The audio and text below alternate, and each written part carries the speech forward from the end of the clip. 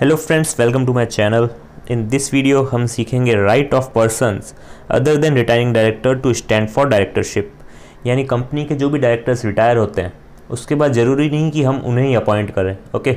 और भी पर्सन्स के राइट होते हैं कि वो उस कंपनी में एज अ डायरेक्टर अपॉइंट हो सकते हैं, ओके। तो उन्हीं राइट्स के बारे में हम बात करेंगे और क्या प्रोसीजर होता है उनके अपॉइंटमेंट का वो हम सीखेंगे, ओके। तो first, a person who is not a retiring director, जो पर्सन रिटायर हुआ है उसके अलावा भी पर्सन होते हैं तो वो एलिजिबल होते हैं to stand for directorship, okay. ऐसा नहीं है जो पर्सन रिटायर हुआ है उसी को ही रीअपॉइंट करना पड़ेगा, और भी पर्सन्स इसके अलावा अपॉइंट हो सकते हैं एज अ डायरेक्टर।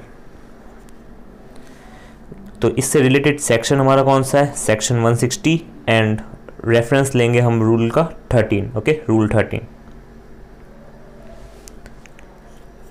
सो इसमें हम 5 पार्ट में पढ़ेंगे इस सेक्शन को। सबसे पहले रिक्वायरमेंट ऑफ रिटर्न नोटिस, यानी जो भी पर्सन अपॉइंट होना चाह रहा है एज अ डायरेक्टर उसको एक रिटर्न नोटिस देना पड़ेगा कंपनी को।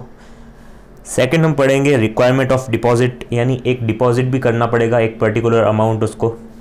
और एक्शन बाय द कंपनी, यानी कंपनी उसके बाद क्या एक्शन लेगी। एंड रिफंड ऑफ डिपॉजिट, अगर वो डायरेक्टर अपॉइंट हो जाता है या अगर नहीं होता, रिजेक्ट हो जाता है, देन उसको रिफंड मिलेगा या नहीं मिलेगा वो भी हम देखेंगे। And the last is exemptions, यानी किस किस पे ये सेक्शन अप्लाई नहीं होता, ओके। सो फर्स्ट हम पढ़ेंगे रिक्वायरमेंट ऑफ रिटर्न नोटिस। तो जो भी पर्सन अप्लाई कर रहा है for candidate as a director तो उसको नोटिस देना पड़ेगा कंपनी को, कब?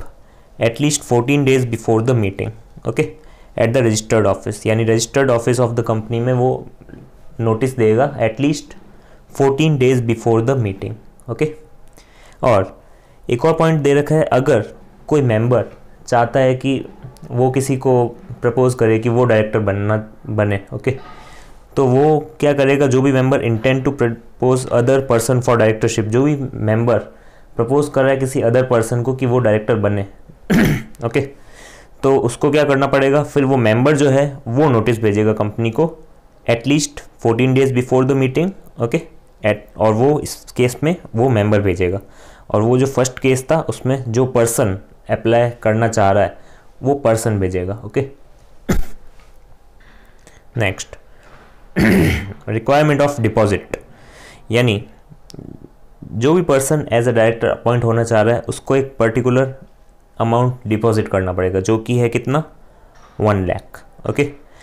और इससे ज़्यादा भी हो सकता है एज में भी प्रेस्क्राइब्ड, ओके। अगर प्रेस्क्राइब किया जा सकता है सेंट्रल गवर्नमेंट के द्वारा या किसी और अथॉरिटी के लिए, अगर रूल में लिखा है तो उसके अकॉर्डिंग होगा, नहीं तो इन डिफ़ॉल्ट ₹1 लाख है, ओके। तो ये इन डिफ़ॉल्ट हम 1 लाख ही मानेंगे, ये अगर हो सकता है अगर प्रेस्क्राइब किया गया हो तो, ओके। बट कुछ एक्सेप्शंस है, वो क्या है? In case of appointment of independent director, अगर हम इंडिपेंडेंट डायरेक्टर को अपॉइंट कर रहे हैं और वो एप्लीकेशन जो आई है जिस भी पर्सन की वो इंडिपेंडेंट डायरेक्टर के लिए, देन ये 1 लाख वाला रूल उस पर अप्लाई नहीं होगा, ओके। उसको कोई डिपॉजिट करने की ज़रूरत नहीं पड़ेगी। Second, in case of appointment of director recommended by NRC यानी nomination and remuneration committee, if constituted under section 178, यानी सेक्शन 178 अभी पढ़ा नहीं है, उसमें क्या होता है? एक नॉमिनेशन एंड रेम्युनरेशन कमेटी होती है जो अपॉइंट करती है, ओके। तो ये अगर उसके रिकमेंडेशन से हो रहा है तब भी ये अप्लाई नहीं होगा, ओके। एंड सी इज, अगर बोर्ड ऑफ डायरेक्टर्स जो है कंपनी के उन्होंने रिकमेंड किया है किसी डायरेक्टर को तब भी 1 लाख वाला रूल अप्लाई नहीं होगा, okay.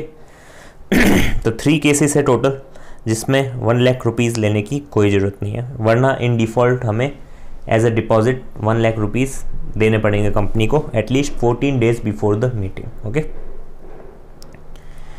Next is actions by the company, यानी कंपनी इसके बाद क्या एक्शन लेगी। जैसे ही हमने जो भी पर्सन अपॉइंट होना चाह रहा है उसने at least 14 days before meeting send कर दिया return notice, okay.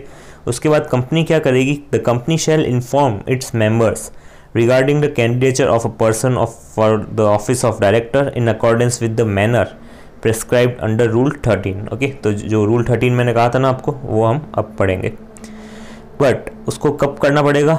At least 7 days before the general meeting the company shall inform its members of such candidature. यानी जो अपॉइंटमेंट होने वाला है उस नए डायरेक्टर का, तो उसकी इंफॉर्मेशन कंपनी किसको देगी? मेंबर्स को। ओके, कब तक? At least 7 days before the general meeting. Okay, तो ये लिमिट्स आप याद रखना, 7 days before the general meeting, और लास्ट में कितना था? 14 days before the general meeting. Okay, ये MCQs में आ सकते हैं। सो फर्स्ट पॉइंट पढ़ लेते हैं। By serving individual notices through electronic mode to such members who have provided their email addresses and in writing to all the members। Okay, यानी email addresses जो भी उन्हें प्रोवाइड किए हैं उसमें वो कम्युनिकेट कर देगी इंडिविजुअल नोटिस भेज के। Okay, by placing notice of such candidature on the website, अगर कंपनी की कोई वेबसाइट है तो वहाँ पे भी उसका एक नोटिस प्लेस कर देगी। ओके, अब ऐसे कौन से केस होंगे जहाँ पे नोटिस भेजने की ज़रूरत नहीं है? अगर कंपनी ने it shall not be necessary for the company to serve individual notice if advertise such candidature, अगर कंपनी ने एडवर्टाइज कर दिया है उस पर्टिकुलर इन्फॉर्मेशन के बारे में, देन उसको इंडिविजुअल नोटिस भेजने की कोई ज़रूरत नहीं है। ओके, बट उसको क्या करना पड़ेगा? Not less than 7 days before the meeting उसको एक एडवर्टाइज करना पड़ेगा। कहाँ पे? वर्नेकुलर लैंग्वेज के न्यूज़पेपर में। वर्नेकुलर न्यूज़पेपर क्या होता है? जो भी लोकल लैंग्वेज होती है, जहाँ जिस भी डिस्ट्रिक्ट में कंपनी सिचुएटेड है, यानी कंपनी का रजिस्टर्ड ऑफिस जिस भी डिस्ट्रिक्ट में है, वहाँ पे जो लोकल लैंग्वेज चलती है उस लैंग्वेज के न्यूज़पेपर में अगर उसने एडवर्टाइज़ कर दी है इस इंफॉर्मेशन के बारे में, then there is no need, और यहाँ पे एंड लिखा हुआ है। ओके, तो वर्नेकुलर न्यूज़पेपर में तो करना ही है, बस साथ ही साथ एक इंग्लिश न्यूज़पेपर में भी करना है। ओके, तो 2 न्यूज़पेपर में उसको इस इंफॉर्मेशन को एडवर्टाइज करना होगा। उसके बाद उसको ज़रूरत नहीं है to serve notice individually. Okay, now the point is refund of deposit, यानी कंपनी को जो उस बंदे ने 1 लाख रुपीज़ का डिपॉजिट कराया है, अगर वो उसका अपॉइंटमेंट हो जाता है या फिर उसको more than 25% of valid votes मिल जाते हैं, either by show of hands, यानी कंपनी में जो अपॉइंट होते हैं तो शो ऑफ हैंड्स करने पड़ते हैं, शो ऑफ हैंड्स या फिर ऑन पोल, अगर उसको 25% वैलिड वोट्स मिल गए या फिर वो अपॉइंट हो गया, देन उसको जितना भी पैसा 1 लाख रुपीज़ लिए थे वो रिफ़ंड करने पड़ेंगे कंपनी को। ओके, यानी कंपनी रिफ़ंड कर देगी उस पर्सन को जिसने भी अप्लाई करते टाइम डिपॉजिट के तौर पे 1 लाख रुपीज़ डिपॉजिट कराए थे। Okay, explanation, no deposit fees shall be refunded to those candidates who are not appointed or do not get more than 25% valid votes in favor of appointment। Okay, simple वही चीज़ है, अगर किसी भी बंदे को appointment नहीं हुआ या फिर उसको नॉट मोर देन,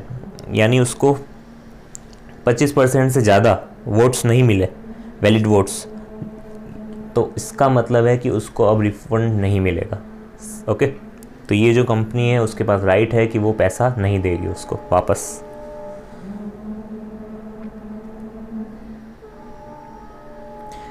इसका एक क्लैरिफिकेशन भी आया था, क्लैरिफिकेशन पढ़ लेते हैं। तो क्लैरिफिकेशन क्या है?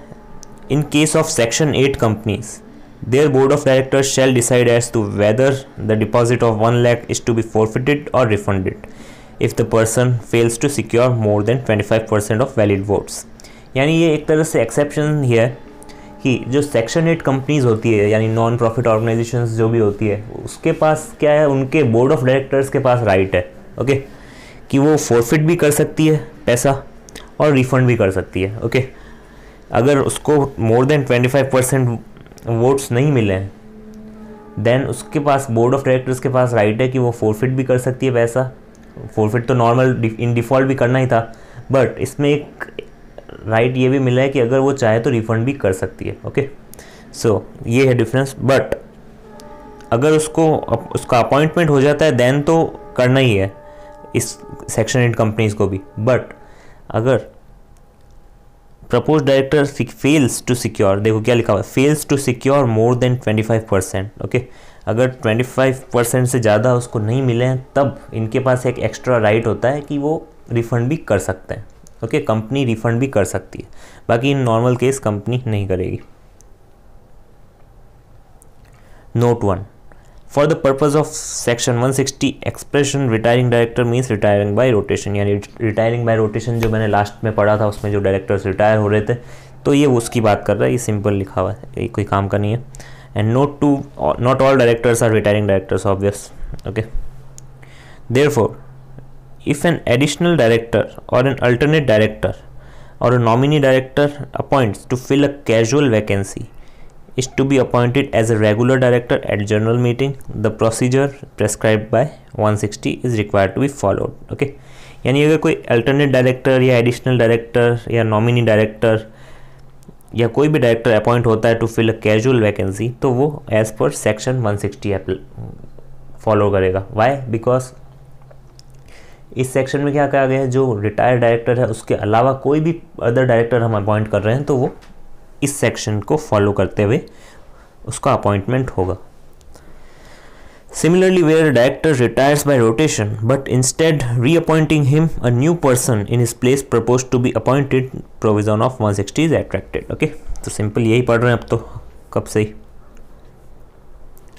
नेक्स्ट, इन केस ऑफ निधीज, यानी निधि कंपनीज जो होती है उसमें क्या है, द अमाउंट ऑफ डिपॉजिट जो है, यानी जो पर्सन अप्लाई करता है for directorship in a company, तो उसको क्या करना है, 1 लाख नहीं देने, उसको देने हैं 10,000 rupees as a deposit. Okay, तो ये भी एक पॉइंट है काम का.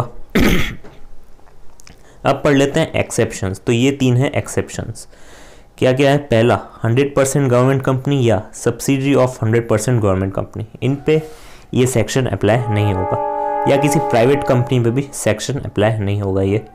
और any section 8 companies where appointment is done by postal ballot, यानी पोस्टल बैलेट से अगर अपॉइंटमेंट हो रहा है किसी सेक्शन 8 कंपनीज में तो वो भी इसके स्कोप से बाहर है. ओके, तो ये 3 एक्सेप्शंस है.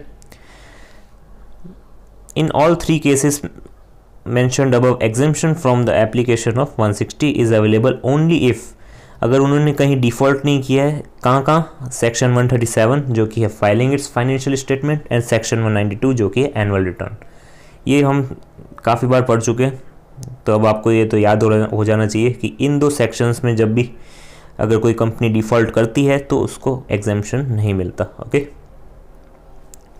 सो ये था सेक्शन 160 जो कि है rights of the person other than retiring director for appointment, okay, as a director.